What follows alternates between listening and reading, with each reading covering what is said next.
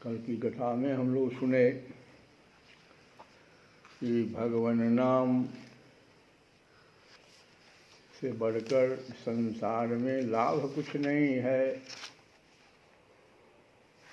भगवान का नाम जितना हो हम लोगों को जपना चाहिए, क्योंकि कहा गया है कि हरि हरि हरि सुमिरन करो,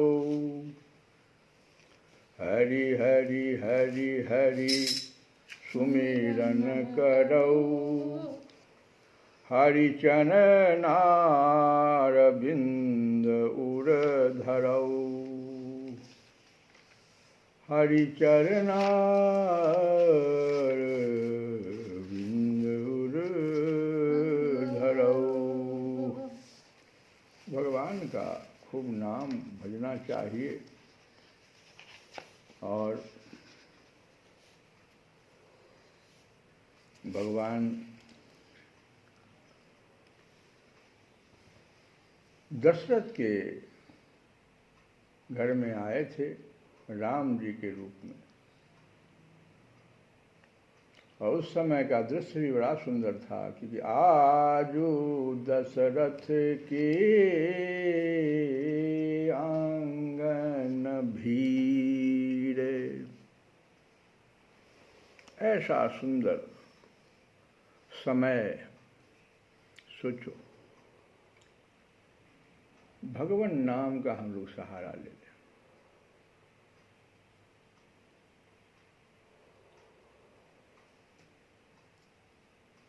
कहते हैं सुखदेव जी महाराज की कलयुग के अनेकों दोष हैं। बहुत सारी वस्तुएं दूषित हो जाती है, स्थान भी दूषित हो जाता है। अब मुख्य चीज जो दूषित होता है, इसको जो मेरा अंतःकरण है वही दूषित हो जाता है। कलयुग मन बुद्धि चित्त अहंकार, ये चारों जब दूषित हो जाएगा तो भगवान हृदय में आएंगे कहाँ?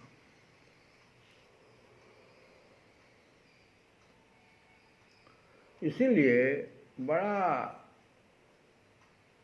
ध्यान लगा के भगवान के नाम का श्रवण संकीर्तन ध्यान पूजन करना चाहिए, ताकि भगवान हृदय में आकर के विराजमान हो जाए और हमारे हजारों हजार जन्म के जो पाप हैं, पापों के ढेर हैं, वे क्षण भर में भस्म कर दे।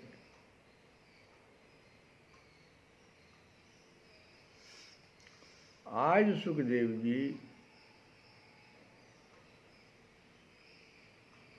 कह रहे हैं कि देखो परीक्षित, जैसे सोने के साथ, सोना जो होता है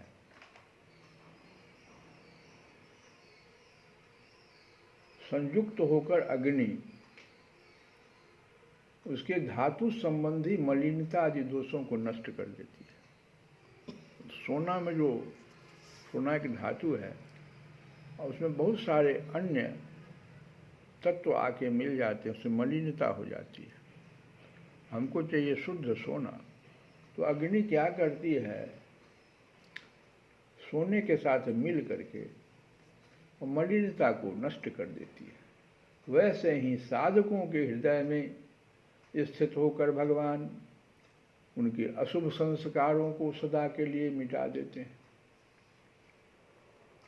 कहते हैं परीक्षित देखो, विद्या तपस्या प्राणायाम समस्त प्राणियों के प्रति मित्र भाव, तीर्थ स्थान व्रत दान और जप आदि किसी भी साधन से मनुष्य के अंतःकरण की वैसी शुद्धि नहीं होती है।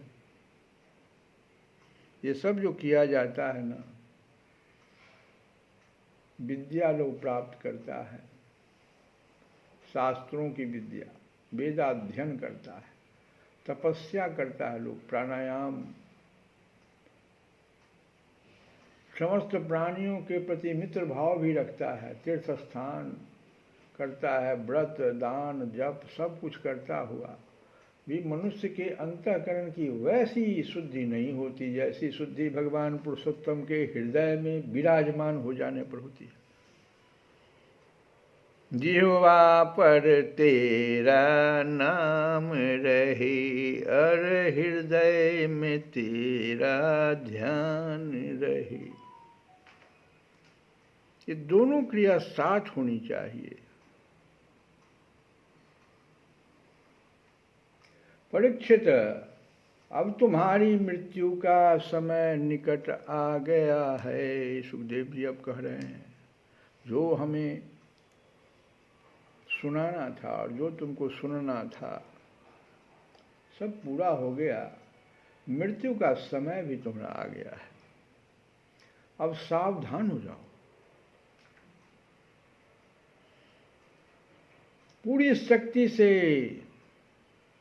और अंतःकरण की सारी वृत्तियों से भगवान श्री कृष्ण को अपने हृदय सिंहासन पर बैठा लो।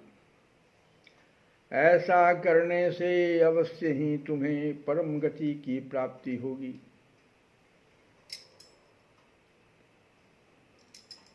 जो लोग मृत्यु के निकट पहुंच रहे हैं उन्हें सब प्रकार से परम ऐश्वर्यशाली भगवान का ही ध्यान करना चाहिए।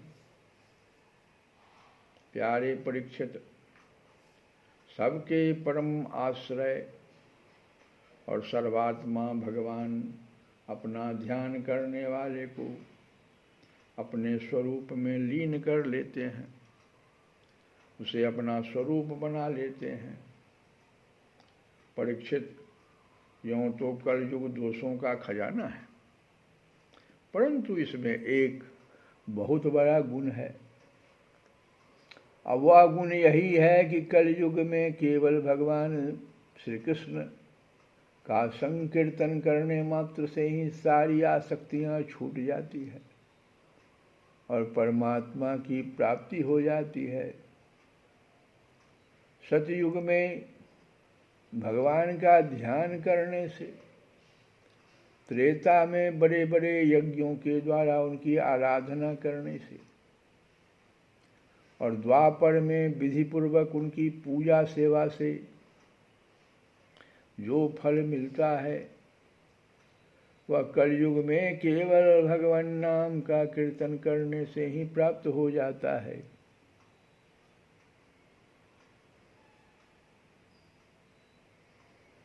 अब सुखदेव जी परीक्षित को प्रलय के समय किस प्रकार से क्या क्या लक्षण दिखाई पड़ता है उसके बारे में सुना रहे हैं। कहते हैं कि परमाणु से लेकर द्विपरार्ध पर्यंत काल का स्वरूप और एक एक युग कितने कितने वर्षों का है, सब बतला दिया पीछे की कथा में। अब तुम कल्प की स्थिति और उसके प्रलय का वर्णन भी सुनो। राजन, 1000 चतुर्युगी का एक चतुर्युगी हुआ, सतयुग, त्रेता युग, द्वापर युग और कलयुग, एक चतुर्युगी हुआ। और ऐसा 1000 चतुर्युगी का ब्रह्मा का एक दिन होता है।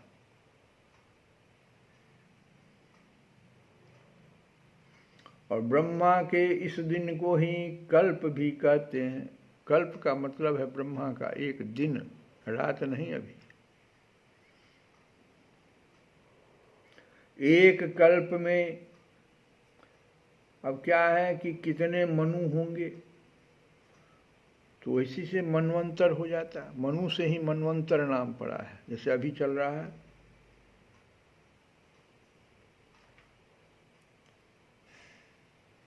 तो एक कल्प में 14 मनु होते हैं।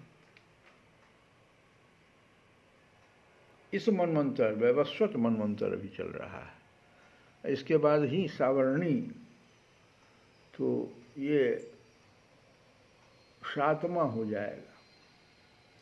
एक कल्प में 14 मनु होते हैं, और कल्प के अंत में उतने ही समय तक प्रलय भी रहता है। जब ब्रह्मा जी का रात आता है उतना ही समय का रात होता है, माने 1000 चतुर्युगी का वर्ष, जितना वर्ष होता है तो उसका दिन हो गया, तो उतना ही समय का एक रात भी आता है जो प्रलय का रात कहलाता, प्रलय कहलाता है। प्रलय को ही ब्रह्मा की रात भी कहते हैं। उस समय ये तीनों लोक लीन हो जाते हैं और उनका प्रलय हो जाता है। इसका नाम नैमित्तिक प्रलय है। प्रलय भी कई प्रकार के हैं, तो 3 लोक ही मात्र अगर लय हुआ, ओम भू ओम भुवः ओम स्वः, 3 लोक हो गया, तो इसका नाम है नैमित्तिक प्रलय। इस प्रलय के अवसर पर सारे विश्व को अपने अंदर समेट कर लीन कर ब्रह्मा और तत्पश्चात शेषशायी भगवान नारायण भी शयन कर जाते हैं।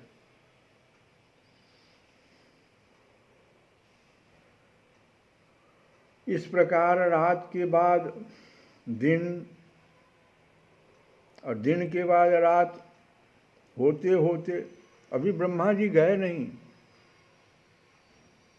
ब्रह्मा जी की आयु 100 वर्ष है। इस तरह से 100 वर्ष। अभी तो एक दिन बीता, प्रलय आ गया, उतना ही दिन का प्रलय। अब सब भगवान नारायण शयन कर लेते हैं, ब्रह्मा जी भी शयन कर रहे हैं। इस प्रकार रात के बाद दिन और दिन के बाद रात होते होते जब ब्रह्मा जी की अपने मान से, जो मान ब्रह्मा जी का मान हुआ, एक दिन का हुआ मान 1000 चतुर्युगी, इस तरह से अगर ब्रह्मा जी का एक दिन का मान हुआ तो एक वर्ष ब्रह्मा जी का कितना होगा, सो आप गुना भाग कर लीजिए। और 100 वर्ष तक ब्रह्मा जी की आयु है, 100 वर्ष। लेकिन उस मान से 100 वर्ष की और मनुष्यों की दृष्टि से 2 प्रार्ध कहते हैं। 2 प्रार्ध की आयु समाप्त हो जाती है, तब महत तत्व, अहंकार और पंच तन्मात्रा, ये 7 प्रकृतियां अपने कारण मूल प्रकृति में लीन हो जाती है। राजन, इसी का नाम प्राकृतिक प्रलय है। अप्राकृतिक वो नैमित्तिक प्रलय हुआ, उसमें अभी तक ये महत तत्व, अहंकार और पंच तन्मात्रा अभी नहीं लय हुआ था इनका, क्योंकि इसी से न जीवों का निर्माण होता है। एक से दूसरा, दूसरे से तीसरा, फिर चौथा, 24 तत्व जब आ जाते हैं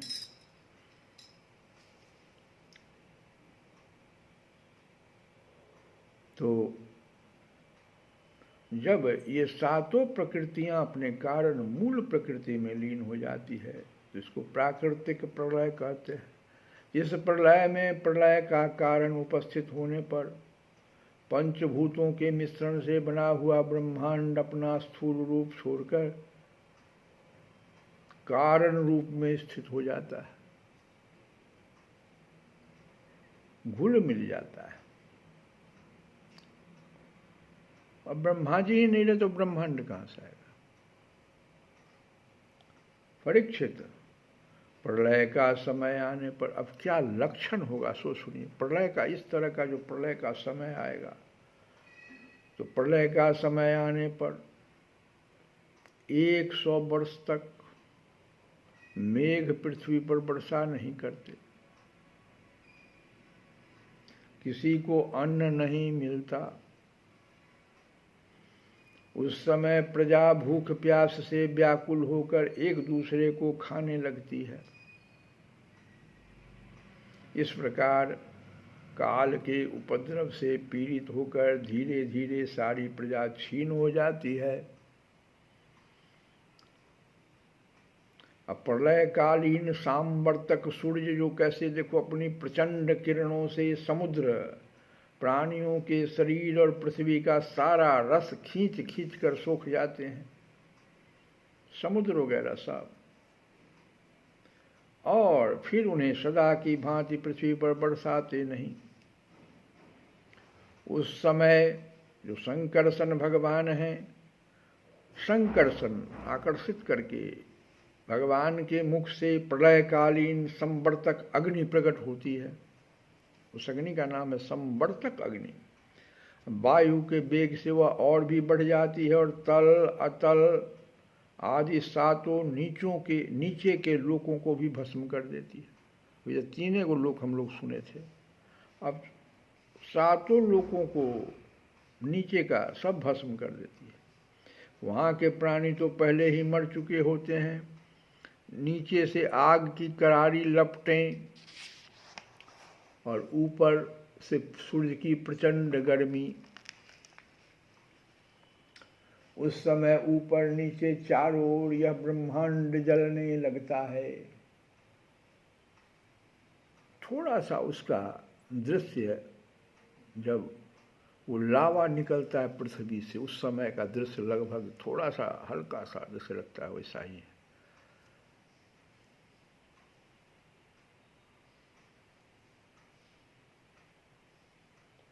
उस समय ऊपर नीचे चारों ओर यह ब्रह्मांड जलने लगता है और ऐसा जान पड़ता है मानो गोबर का उपला जलकर अंगारे के रूप में धक रहा हो। इसके बाद प्रलयकालीन अत्यंत प्रचंड सांवर्तक वायु सैकड़ों वर्ष तक चलती रहती है। उस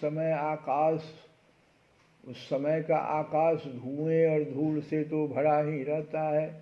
उसके बाद असंख्यों रंग बिरंगे बादल आकाश में मंडराने लगते हैं और बड़ी भयंकरता के साथ गरज गरज कर सैकड़ों वर्ष तक वर्षा करते रहते हैं। उस समय ब्रह्मांड के भीतर का सारा संसार एक समुद्र हो जाता है, सब कुछ जलमग्न हो जाता है। इस प्रकार जब जल प्रलय हो जाता है तब जल पृथ्वी के विशेष गुण गंध को ग्रस लेता है, अपने में लीन कर लेता है।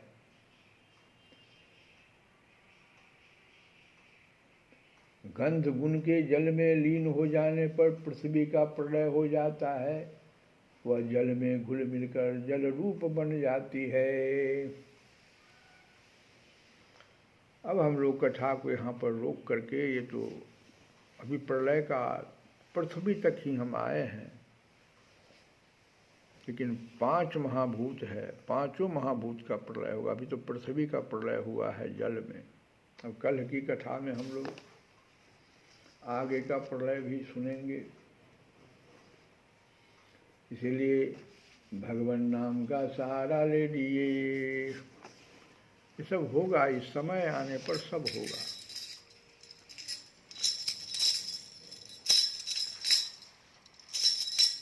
मुझे है काम ईश्वर से, जगत रूठे तो रूठन। मुझे है काम ईश्वर से, जगत रूठे तो रूठन। कुटुंब परिवार सुत दारा,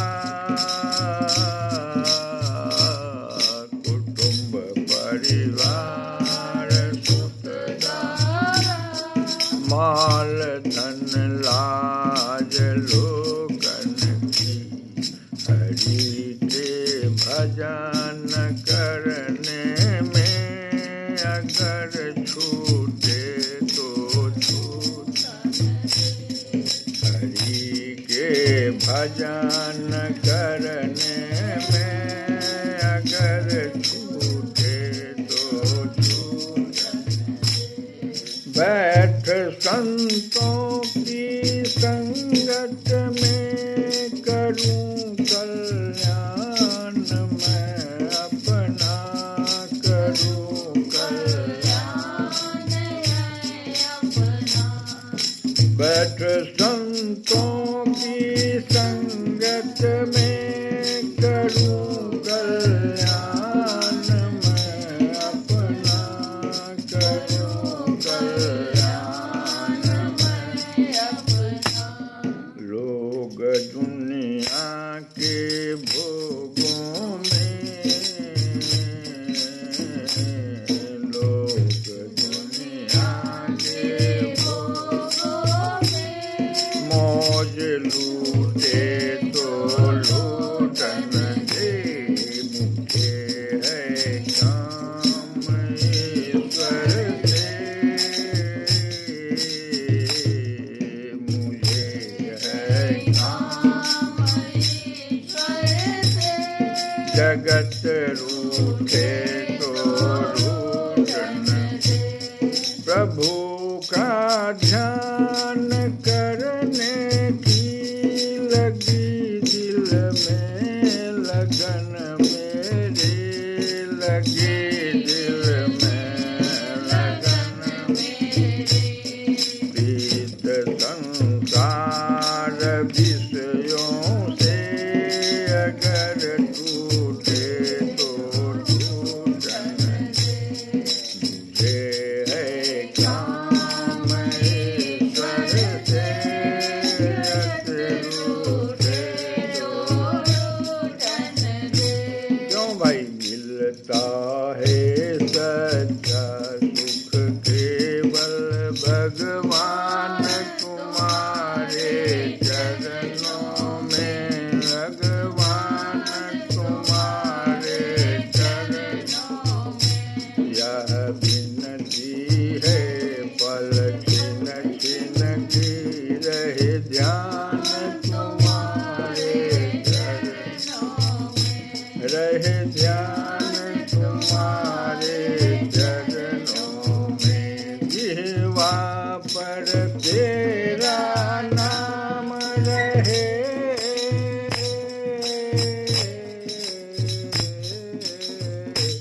ओ नाम रहे ओ नाम रहे श्री कृष्ण गोविंद हरे मुरारे हे नाथ नारायण वासुदेव श्री कृष्ण गोविंद हरे मुरारे हे नाथ नारायण वासुदेव जिह्वा पर तेरा नाम रहे तेरा ध्यान सुबह और शाम रहे तेरा ध्यान सुबह और शाम रहे तेरी याद तो आठों याम रहे तेरी याद तो आठों याम रहे